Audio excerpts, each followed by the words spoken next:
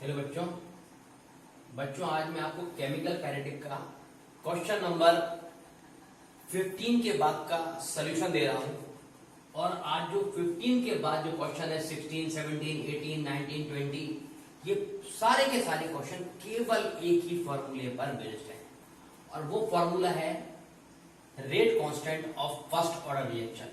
Formula हर जगह K equal to 2.303 T log A naught upon AT, या फिर कभी कभी A नॉट की जगह A और AT की जगह A माइनस एक्स लिखते हैं। ये फॉर्मूला हम पूरे क्वेश्चंस में रिपीट होगा, इसलिए ये चारों के चारों पांचों क्वेश्चन बहुत आसान है। तो क्वेश्चन नंबर हम सबसे फर्स्ट यहां जो दिया वो 16 है। क्वेश्चन नंबर 16 मैं रीड कर रहा हूं, आप बहुत ध्यान से सुनिए। आपको यदि विजिबल नहीं है तो भी कोई प्रॉब्लम नहीं है, आप सुनिए, आपको ऑडियोबल होगा। The rate constant of first order reaction, तो ये हमारा फॉर्मूला हो गया और उसकी जगह गिवन है K equal to the rate constant of first order reaction is 60 second inverse. K की वैल्यू गिवन है। How much time it will take to reduce to initial concentration of reactant to its 1/60, यानी कि initial concentration यदि हमारा A था तो final concentration जो T है वो जो AT है वो रिड्यूस होके A/16 होना चाहिए। तो A इनिशियल हो गया A और रिड्यूस होके बचा A/16। वैल्यू पुट करते हैं और इसमें फाइंड करना है द रेट कांस्टेंट ऑफ 60। तो how much time we have to find T find करना। फॉर्मूला हो गया T equal to 2.303 K log initial upon remaining final. T equal to 2.303 K rate constant यहां 60 पर सेकेंड है। Log initial यदि हमारा A है तो इनिशियल का 1/16 बचे, यानी कि बचेगा A/16। इसको लिखेंगे A/16, ऊपर A कैंसिल हो जाएगा। तो T equal to 2.303 60 log A/A और ऊपर आ गया 16, A से A कैंसिल। 16 को लिखेंगे T equal to 2.303 60 log 2 to the 4 to the 8 power 6 2 into 2 into 2 into 2 2 to the 4 to the 8 to the 16 2 के 4, यानी कि m पावर n होता है n log। तो ये फॉर्मूला बन गया 2.303 60 into 4 log 2। अब देखिए T इक्वल टू 2.303 log 2 होता है 0.3010 इंटू 4/60। इसको हम सॉल्व करते हैं, इतने को यदि हम सॉल्व करते हैं तो ये आता है 0.6932 1/60 इंटू 4। और जब हम इस पूरे को सॉल्व करेंगे 50, इसको हम सॉल्व करेंगे तो हमारा ये आंसर आएगा 15 4 the 60 4.62 इंटू ये 1 यहां आ जाएगा तो 10⁻⁻² सेकेंड, ये हमारा टाइम आ जाएगा। ये कोई सॉल्व करके देख लीजिए। 0.6932 अपॉन 15 को सॉल्व करेंगे तो ये यदि हम इसको डिवाइड करेंगे तो ये आएगा 4.6 और ये यदि 1 2 3 तो 10⁻⁻², क्योंकि 2 यहां आ जाएगा। ठीक है, तो ये हमारा आंसर 4.6 इंटू 10⁻², सेकेंड आंसर हो गया। तो ये हमारा क्वेश्चन नंबर 116 का आंसर हो गया। सारे फॉर्मूले इसी तरह इस्तेमाल होंगे। अब हम क्वेश्चन नंबर 17 करने जा रहे हैं।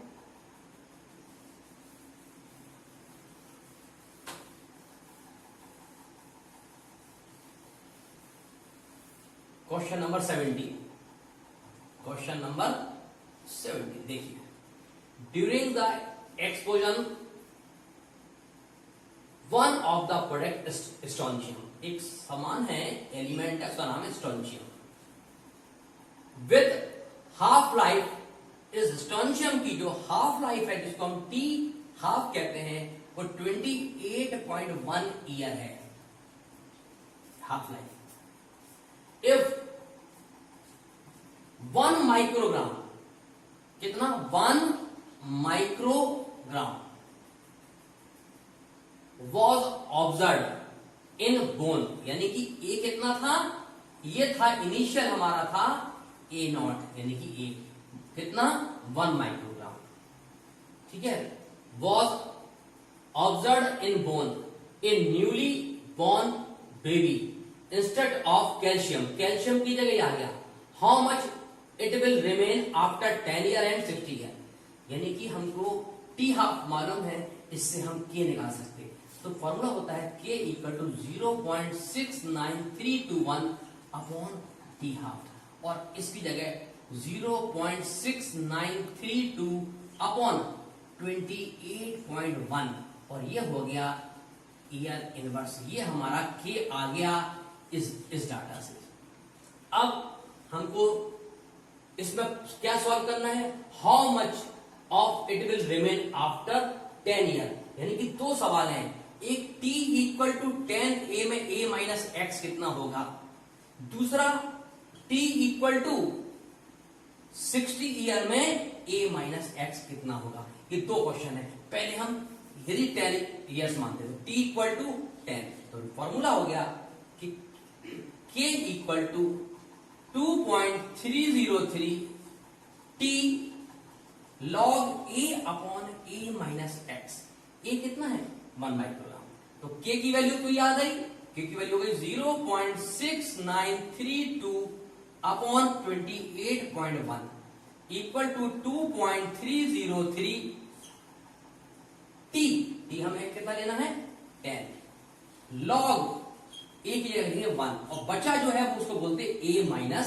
एक्स, जो बचता उसको a माइनस एक्स कहते हैं। We have to find a minus x, ये हमको फाइंड करना है।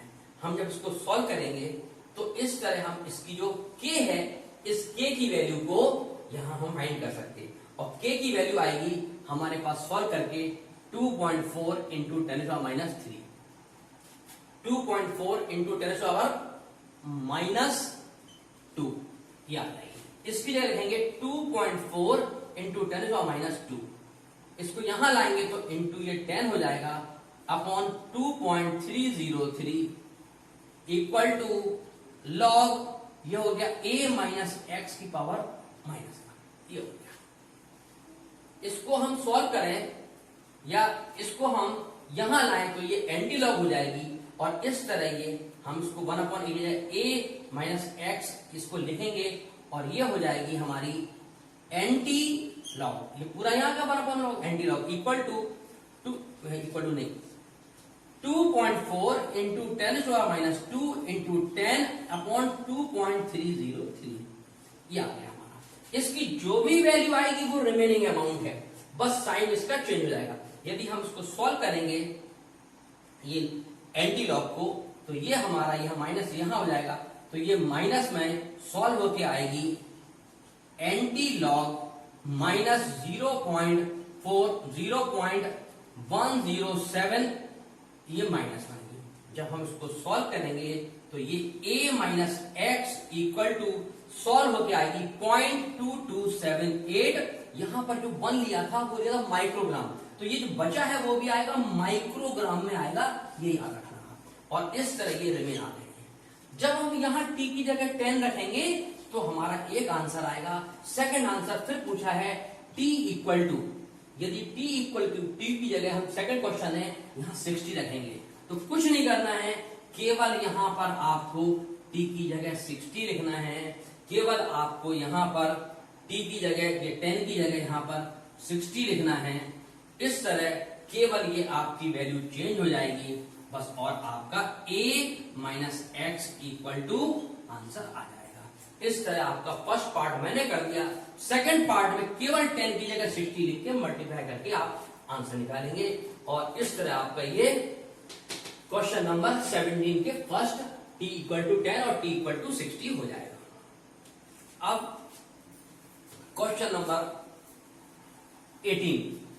क्वेश्चन नंबर 18 बहुत आसान है, प्रूव करने को आता है और हमारे 12th के सीबीएसई के बोर्ड के एग्जाम में ये अल्टरनेट ईयर्स में आता है। इस साल आया तो अगले साल नहीं आएगा, यदि इस साल नहीं आया तो अगले साल आएगा, कई बार रिपीट भी हो जाता है। ये 18 क्वेश्चन बहुत बढ़िया क्वेश्चन है, बहुत आसान क्वेश्चन है। केवल फॉर्मूला वही है, k equal to 2.03 t log a upon a minus है। द फर्स्ट ऑर्डर रिएक्शन तो हर दिमाग में आएगा, फॉर्मूला वही इस्तेमाल करना है।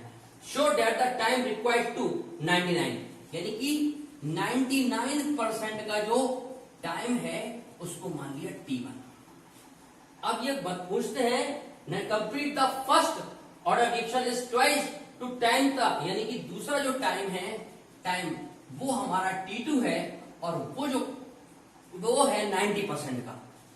90% क्वेश्चन है कि 99% काम करने में जो टाइम लग रहा है वो t1 है और 90% टाइम लग रहा है वो t2 है, और इस t1 और t2 में रिलेशन है कि जो ये t1 है वो 2t2 है। ये हमें t1 इक्वल टू 2t2 ये हमें प्रूफ करना है, क्योंकि ये बोला है कि first order if reaction is twice the time required to complete 90, यानी 90% में दोगुना टाइम लग रहा है 99 का। इसका मतलब 90% तो हो गया मालूम पड़ा t समय में, तो 9% में t और लग गया तो 2t हो गया। तो ये प्रूफ करना है t1 इक्वल टू 2t2। तो इसका मतलब है फर्स्ट से इसका मतलब क्या हुआ a का, इसका मतलब a इक्वल टू 100 और a minus x equal to 99% बचता है, तो 100 माइनस 99 ये हो गया 1। इसी तरह यहां पर भी इस वाले में a इक्वल टू 100, तो a minus x equal to 100 minus 90 equal to 10। अब हम इसको सॉल्व करते हैं। तो देखिए इसके लिए t1 के लिए k equal to 2.303 t log a upon a minus x, यानी कि 100 माइनस 99 ये हो गया 100 माइनस 99 ये हो गया फर्स्ट के लिए। ये फर्स्ट हो गया। सेकंड के लिए देखो, सेकंड के लिए ये k इक्वल टू 2.303 और फर्स्ट का जो टाइम है वो क्या है t1, तो k ये क्या है t2 log 100 और ये 90 है, तो 100 माइनस 90 ये क्वेश्चन 2 हो गया। दोनों का k बराबर हो गया, तो फर्स्ट इक्वल टू सेकंड। तो देखो 2.303 t1 log इसको बोलेंगे 100 इक्वल टू 2.303 t2 log ये था 100 अपॉन 10। 2.3 से चला गया, इससे ये चला गया, 10 से ये चला गया, log 100 होता है 2, तो ये हो गया 2 log 100 का होता है 2 upon t1 equal to log 100 log 10 होता है 1, तो 1 अपॉन t2, उसको यहां लेकर इसको यहां, तो t1 इक्वल टू 2t2, तो t1 इक्वल टू, यानी कि जो t1 का टाइम है वो 2 के टाइम से डबल है। इसका मतलब है 90% समय में यदि 90% काम में यदि t समय लग रहा है तो 99 में 2t टाइम लगेगा। जवाब तो ये आंसर है, ये प्रूफ हो गया, प्रूव्ड ये हो गया। ये क्वेश्चन बहुत इंपॉर्टेंट है, फिर से सुनिए। 99% में जितना टाइम लगता है 90% का जो टाइम है वो 99% का डबल कर देंगे तो बराबर होगा, यानी कि 99% में जो टाइम लगेगा वो डबल है 90% का, यानी कि 90% काम में यदि 10 दिन लग रहा है तो 99 में 20 लगेंगे। ऐसा नहीं कि 90 में 10 दिन लग रहा है तो 190 में 20 लगेंगे, ऐसा यहाँ मैथ्स की तरह नहीं है। 90% हो रहा हमारा जितने से हमें 9% और डाल दिया तो हमें जस्ट डबल टाइम लग गया। ये मैथ्स नहीं है, ये केमिस्ट्री की तरह है, ठीक है। तो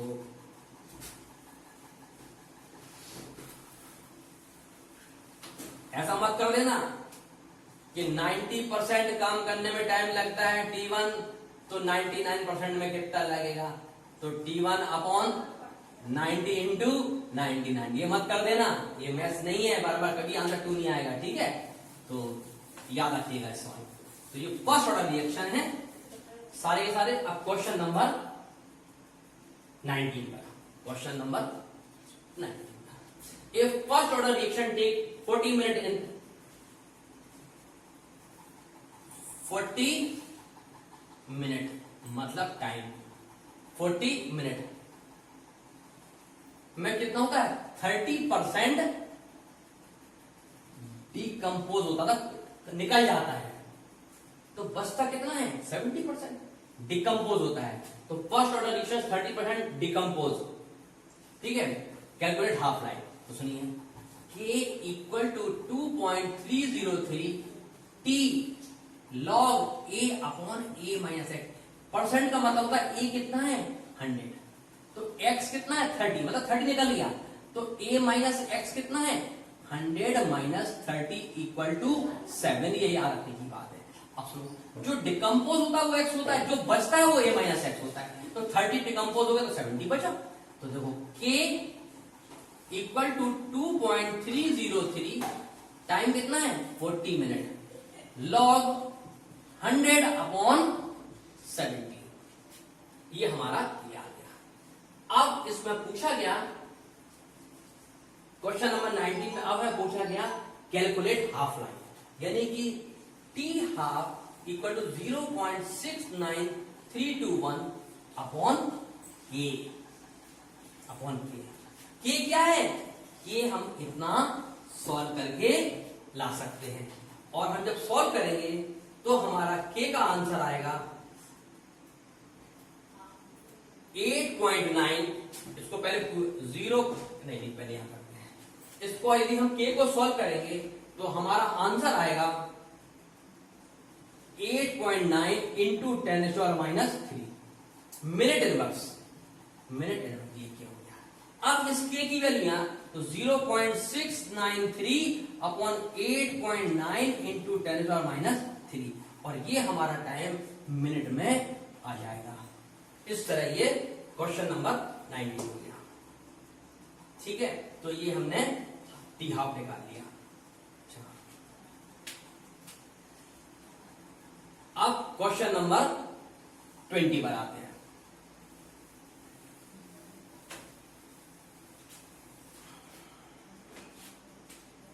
क्वेश्चन नंबर 20 में बेटा एक्सपेरिमेंट दिया है, जब स्टार्ट किया तो पहले प्रेशर 35 था, 360 टाइम के बाद प्रेशर 52 हो गया।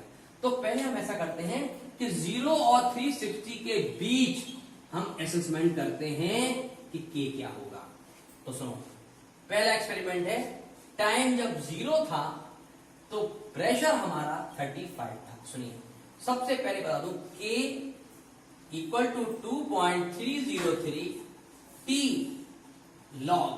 यहां पर चूंकि कंसंट्रेशन की जगह यहां पर हमको जो दिया हुआ है वो प्रेशर दिया हुआ है, तो प्रेशर में initial pressure upon 2 pressure initial minus pressure T, ये हमारा फॉर्मूला यूज होगा। ये कैसे यूज होगा हम आपको एक अगले वीडियो में बताएंगे, क्योंकि ये फॉर्मूला 3-4 जगह यूज होना है। ये फॉर्मूला ड्राइव करके बताएंगे। ये A यानी कि P0 जो है हमारा इनिशियल है, P0, और P0 2P0 माइनस PT हमारा फाइनल है। अब इसकी वैल्यू, ये इनिशियल हमारा प्रेशर 35 है, ये हो गया P0। जब हम इसमें 360 लगाएंगे तो हमारा प्रेशर PT 54 हो जाएगा। तो यानी कि फर्स्ट, ये हमारा हुआ फर्स्ट, ये 0-360। तो T इक्वल टू 360 पर लेते हैं, तो K इक्वल टू 2.303, T की जगह 360 लॉग इनिशियल हमारा 0 का इनिशियल कितना था, 35 अपॉन 2 इंटू 35 माइनस PT।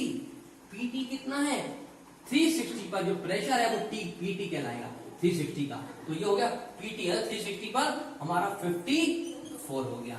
ये इक्वेशन 1 बन गया, और इसका नाम मैंने K1 रख दिया।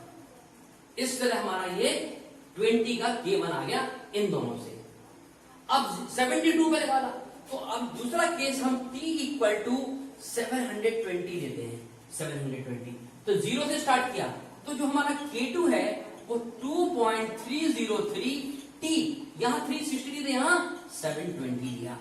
लॉग 0 पे हमारा कितना था 35, तो यहां भी 2 इंटू 35 माइनस, लेकिन यहां 360 पर 54 था, यहां 720 पर हमारा 63 है, तो माइनस 63।